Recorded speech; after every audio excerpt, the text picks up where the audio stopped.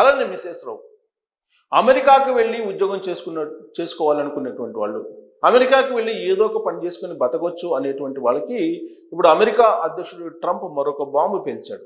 ఏంటంటే EAD, employment authorisation document. ఇది చేతిలో ఉండాలి. ఇది చేతిలో ఉంటే కానీ మీకు వర్క్ పర్మిట్ ఉండదు, వర్క్ చేసుకోవడానికి అనుమతి ఉండదు. ఈఏడి అనేది ఎంప్లాయ్మెంట్ ఆథరైజేషన్ డాక్యుమెంట్. ఇది లేకపోతే ఖచ్చితంగా ఇల్లీగల్గా మీరు వర్క్ చేస్తున్నట్టే. గతంలో ఇది ఒకవేళ గడువు తీరిపోయినా కానీ 540 రోజుల పాటు గడువు ఇచ్చేవాళ్ళు.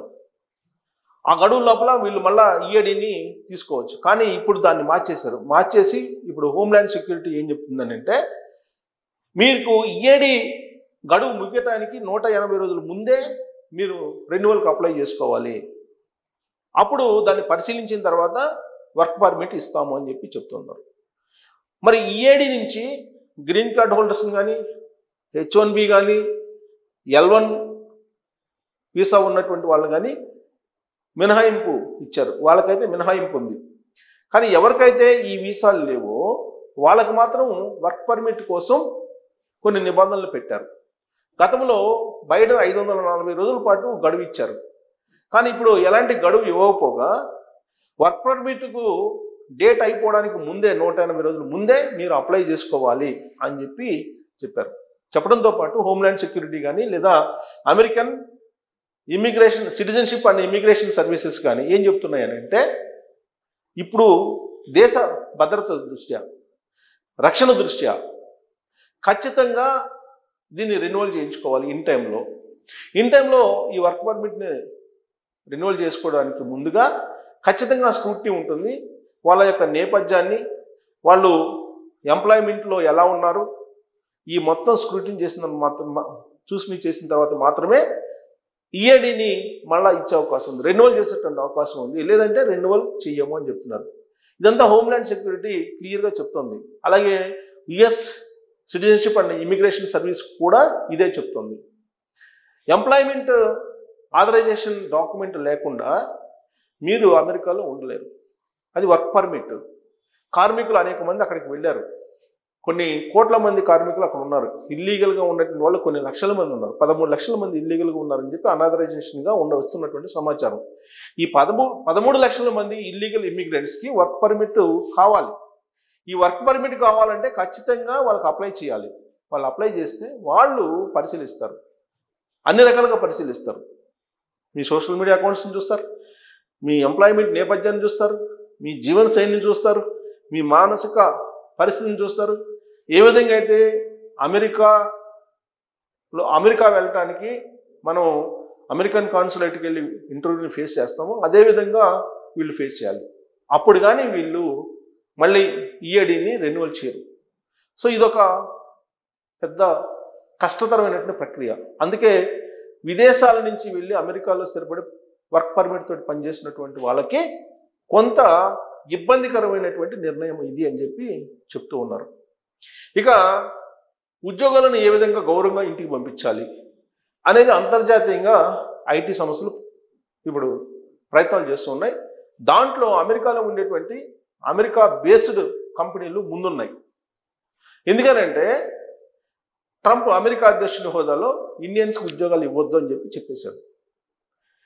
అందుకే అక్కడ ఉండేటువంటి టెక్ దిగ్గజాలు ఇండియన్స్ని వీలున్నంత వరకు పక్కన పెట్టడానికి ప్రయత్నం చేస్తూ ఉన్నారు. కాకపోతే ఈ మధ్యకాలంలో ట్రంప్ తీసుకున్నటువంటి ఒక నిర్ణయం మాత్రం విదేశస్తులకి కలిసి వస్తుంది అమెరికాలో. ఏంటి అనంటే H1B కానీ లేదా ఇతర వీసాలకు కానీ రెన్యువల్ చేయించుకోవాలంటే, ప్రత్యేకించి H1B కావాలంటే కనుక మీరు $1,00,000 ఫీజు కట్టాల్సిందే అని చెప్పారు. దాంతో గుండెల్లో రైళ్లు పరిగెత్తాయి అందరికీ. తీరా ఎగ్జిక్యూటివ్ ఆర్డర్స్ వచ్చేటప్పటికి ఆల్రెడీ అమెరికాలో ఉండి H1B వీసా మీద పనిచేసుకుంటున్నటువంటి వాళ్ళకి, అమెరికా యూనివర్సిటీలో చదివి స్టూడెంట్ వీసా నుంచి H1B వీసా మీదకి మారుతున్నటువంటి వాళ్ళకి మాత్రం దీని నుంచి మినహాయింపు ఉంది. వాళ్ళు $1,00,000 కట్టవసరం లేదని చెప్పారు.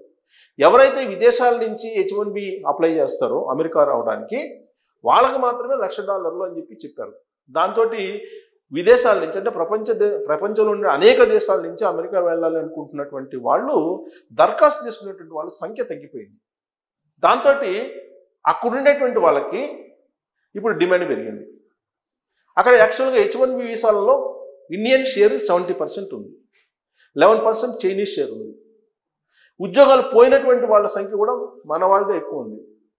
ఎప్పుడైతే ట్రంప్ $1,00,000 విదేశాల నుంచి వచ్చేటువంటి వాళ్ళకి అని చెప్పారో అప్పుడు అక్కడ ఉండేటువంటి కంపెనీలు ఉద్యోగం నుంచి పంపించినటువంటి వాళ్ళని మళ్ళా కాల్ చేసి పిలిపిస్తున్నారు. ఎందుకంటే $1,00,000 కట్టి విదేశాల నుంచి అమెరికాకి తీసుకెళ్ళటం కన్నా అక్కడుండే వాళ్ళతోటే వర్క్ చేయించుకోవడం బెటర్ అనేటువంటిది అక్కడ ఉండేటువంటి సంస్థల యొక్క అభిప్రాయం. అందుకే అక్కడ ఉండేటువంటి వాళ్ళకి ఉద్యోగ భద్రత కొంత మెరుగైంది ఇప్పుడు ట్రంప్ తీసుకున్న నిర్ణయం కారణంగా. అయితే ఇండియన్స్ని పక్కన పెట్టేసి వీళ్ళంత వరకు వాళ్ళకి జాబ్స్ ఇవ్వద్దని చెప్పి అమెరికా అధ్యక్షుడు ట్రంప్ హుకుం జారీ చేశాడు. దాంతో వీళ్ళనంత వరకు తగ్గించేటువంటి ప్రయత్నం చేస్తున్నారు.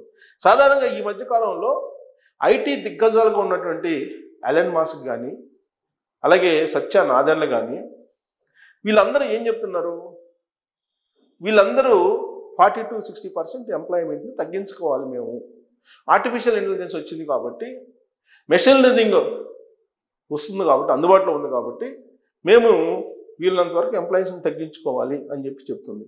ఆ మేరకు అమెజాన్ 30,000 మందిని ఒకేసారి లేఅప్ చేసింది. అలాగే యాక్సెంజర్ 20,000 మందిని లేఅప్ చేసింది. TCS లేఅప్ చేసింది. ఇక్కడ అమెరికాలో కూడా అమెరికన్ బ్యాంక్ కానీ లేదంటే అక్కడ ఉండేటువంటి అమెజాన్ కానీ అక్కడ ఉండేటువంటి అనేక కంపెనీలు లేఅప్లు ప్రకటిస్తున్నాయి. అయితే గౌరవంగా ఏ విధంగా ఎంప్లాయీస్ని పంపించాలి అనే దాని మీద కొన్ని వేల కోట్ల రూపాయలు ఖర్చు పెట్టడానికి కూడా సాఫ్ట్వేర్ కంపెనీలు వెనకాడటం లేదు. ఎందుకంటే ముందుగానే వాళ్ళకి ప్యాకేజీలు ఇచ్చేసి పంపించేస్తుంది. మన ప్రభుత్వ ఉద్యోగులు VRS తీసుకున్నప్పుడు ఏ విధంగా పంపిస్తారో అంతకంటే గౌరవంగా సాఫ్ట్వేర్లో ఉండేటువంటి సీనియర్స్ని పంపించడానికి సాఫ్ట్వేర్ కంపెనీలు సిద్ధమవుతున్నాయి. దాంట్లో భాగంగానే ఇప్పుడు అనేక టెక్ దిగ్గజ కంపెనీలు ఇంటికి పంపిస్తున్నాయి. అబో మిడిల్ క్యాడర్లో ఉండేటువంటి వాళ్ళని, హై క్యాడర్లో ఉండేటువంటి వాళ్ళని, అబో మిడిల్ క్యాడర్లో ఉండేటువంటి వాళ్ళని టార్గెట్ చేసి హై ప్యాకేజెస్ ఎవరికి ఉన్నాయో వాళ్ళందరినీ ఇంటికి పంపిస్తుంది. ఆ ఇంటికి పంపించేటువంటి వాళ్ళల్లో కూడా ఇండియన్స్ ఎక్కువ ఉన్నారు. అది దానికి కారణం అమెరికా అధ్యక్షుడు ట్రంప్ ఇచ్చినటువంటి ఆదేశం అని చెప్పి కూడా వినిపిస్తుంది.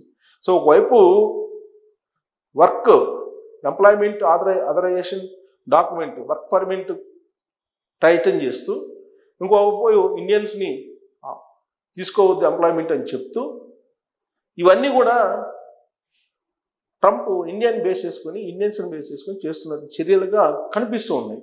ఎందుకంటే మేజర్ షేర్ మన వాళ్ళు అక్కడ ఉన్నారు. వాళ్ళని టార్గెట్ చేసుకొని ట్రంప్ వ్యవహరిస్తున్నటువంటి తీరు ఏదైతే ఉందో అది ఇప్పుడు ఇండియన్స్కి ఎక్కువగా ఇబ్బంది కలిగిస్తుంది. మరి తాజాగా తీసుకున్నటువంటి EAD అంటే వర్క్ పర్మిట్ మీద తీసుకున్నటువంటి నిర్ణయం ఎంతవరకు అది ఇబ్బంది పెట్టే అవకాశం ఉంది అనే దాని మీద మీరు కామెంట్ చేయొచ్చు. Thank you.